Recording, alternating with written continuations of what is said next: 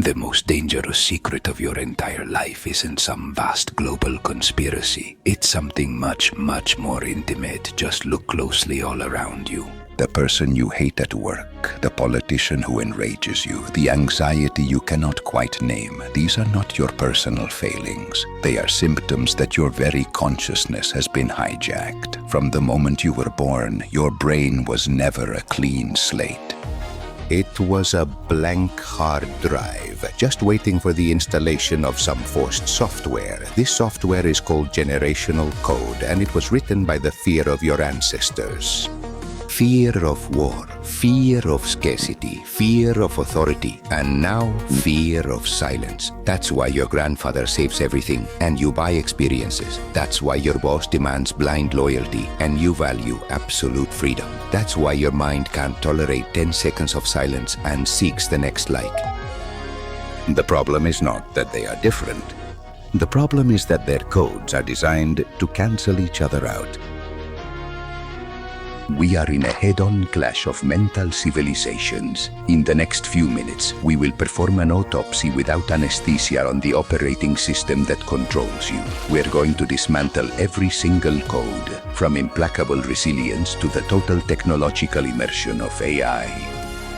And most importantly, we'll give you the only formula to stop being a passive victim. We'll show you how to rewrite your own destiny. Your life isn't a choice, it's a program. It's time to turn on open source mode. Stop. Just a second of your life. Have you ever thought that your boss, your grandmother, or your partner are speaking a language completely different from your own? It's not a communication breakdown, it's a code breakdown. Each of us is trapped in an invisible prison, the mental programming of our generation. You were born, and in your first 20 years, a brutal series of historical events, wars, scarcity, bonanza, or algorithms recorded an operating system in your mind. This code dictates how you manage your money, your loyalty, technology, and even love itself. Today, we are going to perform a social autopsy. We are going to dismantle that programming to truly understand why the world often feels like a constant head-on collision, and why understanding these differences is the only way to truly free your future. Generation Greta. Their code is relentless resilience. They survived the collapse of the global economy. Its internal code says, nothing must be wasted, neither a resource nor an opportunity. Its mind associates hard work and physical sacrifice with the only guarantee of survival, the ethic of extreme saving. He contrasts his distrust of easy credit with modern debt. He explains that his greatest fear was not failure, but the dishonor of debt, the culture of silent gratitude. It explores how the sacrifice of war translated into a culture where current well-being is experienced with deep, though unexpressed, gratitude and humility. The silent generation. Their code of conduct was prudence and emotional repression. They grew up under the constant threat of nuclear war. Their defense mechanism is stay off the radar. Their respect for authority isn't admiration, it's a survival mechanism learned from chaos. From that austerity, from that silent obedience, came the breeding ground for the century's greatest economic upheaval.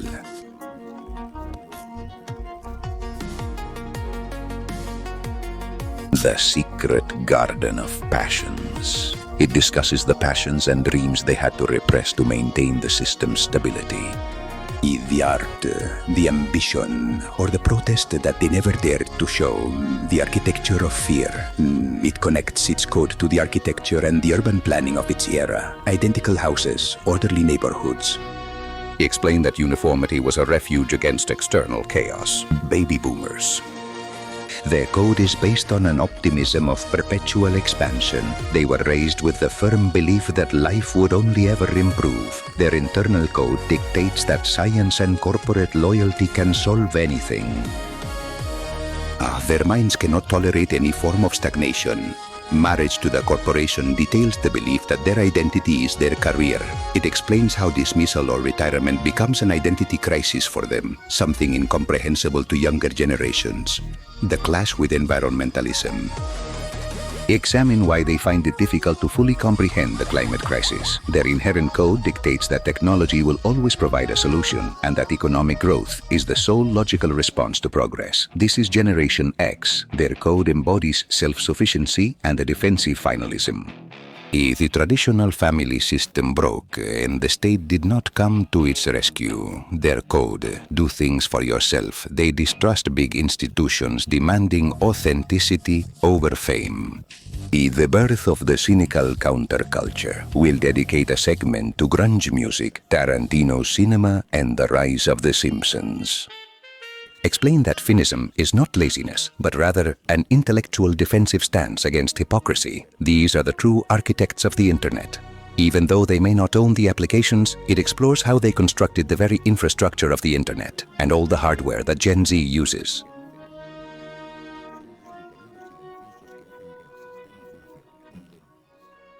Genie EE. Code. Valuing experience over mere possession and purpose. The very first truly digital generation. Their programming completely collapsed in 2008. The financial crisis completely shattered that promise. They now prioritize travel and a sense of purpose in their work, having witnessed that loyalty is merely an illusion, a lesson learned from their parents' dismissals. The trap of the emotional mortgage. It details the burnout. A millennial. It explains that they work obsessively, not for money, but to achieve the purpose they were promised, and that this quest is exhausting. The crisis of ownership versus access. It compares the boomers' home ownership code with the reality of millennials who prioritize access. Uber, Airbnb, Spotify. Regarding the notion of possession, redefining the value of life, Generation Z, code, ubiquitous connectivity and instantaneity. Technology is not just a tool, it's a natural extension of who they are. But here's the catch, their dopamine system is the most vulnerable to the hack of instant gratification. There's a silent epidemic of attention deficit. The instant activation of justice explains their urgent demand for immediate social changes. Their brain, molded by the speed of TikTok, cannot grasp the slow pace of politics. Their activism is on demand. The fear of imperfection. Hyperexposure. It discusses the anxiety that arises from the constant need for approval, likes, and the reality that their entire lives have been recorded since childhood. Their digital code is perfect for transmitting information, but it's fragile for simply existing. Generation Alpha. Their defining code, complete and total technological immersion. Its norm is artificial intelligence. Its brain will be wired to interact with interfaces without a physical body. The existential challenge is the differentiation between the real and the virtual. So they will struggle to know where the metaverse ends and the self begins. Non-linear learning. It discusses how their mental code is naturally prepared for learning through chaotic exploration, such as video games, rather than linear sequences, like books. How does this change education? The crisis of human authority. If AI is their standard, what happens when a human adult teaches them something? Alpha's challenge is to restore value to emotional authority and experience above the perfect data of AI. For decades, we believed AI was the red-eyed robot, a threat on the horizon. So we were wrong. AI didn't come to take over the table. It came to sit at it. It's in your map, in your medical diagnosis, in the very text you are reading right now.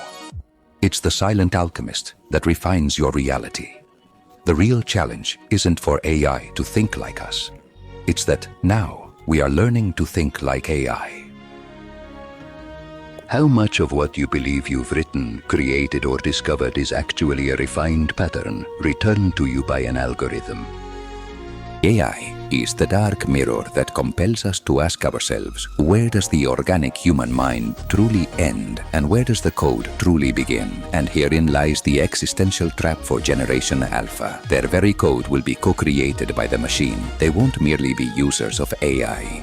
They will interact with it on a level without a physical body. They will learn to trust AI for the perfect answer, for instant information. What is the cost of that perfection? The problem isn't a lack of data, it's a lack of language to cooperate. The generation of expansion sees the climate crisis as a problem for science. The generation of immediacy. He sees politics as a broken system that needs to be abolished. Its codes are an insurmountable wall. While one seeks security, the other demands swift justice. And so, the wall of misunderstanding rises, sealing the fate of global problems. How can they cooperate when one code says work is identity, loyalty is currency, and the other says work is a means, experience is true wealth? The silent generation will tell you that wealth is savings. The millennial generation will tell you that wealth is the freedom of not being tied down. Both are right. And in that clash of truths, the system collapses for both. But the code has value. The relentless resilience of older generations is not obstinacy. It is the structure that protects us from panic. The defensive cynicism of Generation X is not mere laziness. It's the filter that dismantles corporate deceptions. And the immediacy of Gen Z is not a deficiency. It's the engine that demands change. The future doesn't require a single code.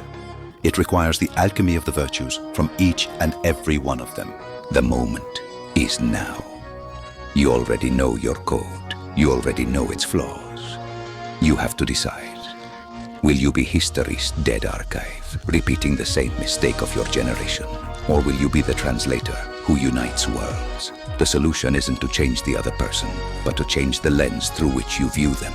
And rewriting the hood requires 3 fundamental commands. 1. Observe. Comprehend the fear that controls the other mind. 2. Honor. Discern the virtue that originated from that fear.